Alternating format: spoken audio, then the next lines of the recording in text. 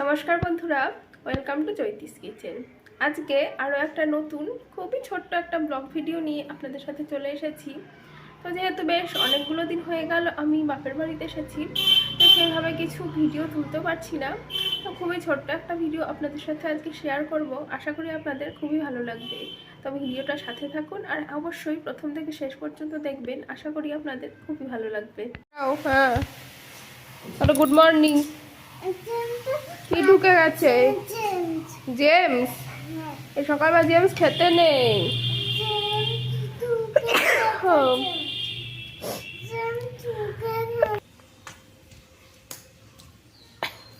এটা কি কাট করেছো? কে কিনে দিয়েছে কাট? মামা। কবে? আর আজকে সকালে ব্রেকফাস্টে বানাচ্ছি চিড়ের পোলাও। তো তার জন্য চিড়েটা ধুয়ে নিয়েছি, আর এখানে পেঁয়াজ, বিনস, আলু কেটে নিয়েছি।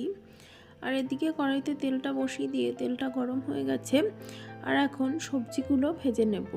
এই যে দেখুন, সবজিগুলো দিয়ে দিয়েছি, আর সবজিগুলো বেশ ভালো করে এখন ভেজে নেব।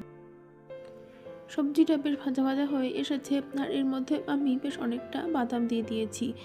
বাদাম দিলে এই ধরনের খাবার খেতে বেশ ভালো লাগে। আর চিড়েটাও দিয়ে দিয়েছি, ভালো করে মিক্স করে তারপরে নামিয়ে নেব।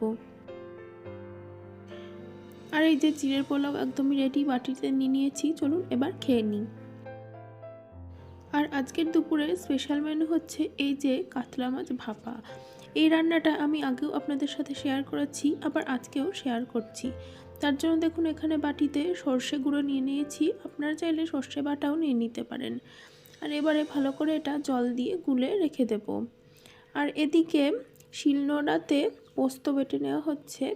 তো এই যে শিলনোড়াতে পোস্ত বেটে নিচ্ছি। শিলনোড়াতে বাটা যে কোনো জিনিসের স্বাদই যেন আলাদা হয়। আর কতগুলো কাঁচা লঙ্কাও নিয়ে নেওয়া হয়েছে, পোস্তর সাথে একই সাথে কাঁচা লঙ্কা বেটে নেওয়া হবে। আর এখন মাছগুলোতে নুন হলুদ মাখিয়ে নিচ্ছি, আর মাছগুলো হালকা করে ভেজে নেব। তো এই রান্নাটা কাঁচা মাছেই বেশ ভালো হয় খেতে, তবে আমি যেহেতু আগে কখনো কাঁচা করিনি, তো সেই জন্য সাহস পেলাম না যে কেমন লাগবে না লাগবে, তো সেই জন্য হালকা করে ভেজেই নিলাম। আর এই যে বাটির মধ্যে দেখুন মশলা তৈরি করা হচ্ছে, হলুদ গুঁড়ো, লঙ্কা গুঁড়ো, টক দই, আর ভিজিয়ে রাখা সর্ষে গুঁড়ো, আর একই সাথে দিয়ে দেওয়া হবে এই যে কাঁচা লঙ্কা আর পোস্তর পেস্টটা। এই রান্নাটা খুবই অল্প সময়ে ঝামেলাহীনভাবে করে ফেলা যায়, আর খেতেও দারুণ হয়।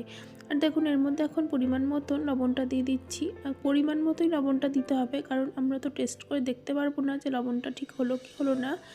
যাই হোক, আন্দাজ বুঝে লবণটা দেবেন। আর দেখুন, এই যে এদিকে মাছগুলোতে নুন হলুদ মাখিয়ে নেওয়া হচ্ছে। আর এবারে সর্ষের তেলে মাছগুলো হালকা করে ভেজে নেব, একদমই হালকা করে ভেজে নেব।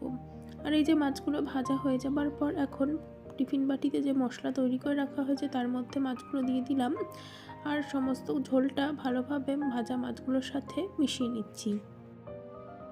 আর সবটা দিয়ে দেবার পর এখন অল্প একটু জল দিয়ে দেওয়া হলো।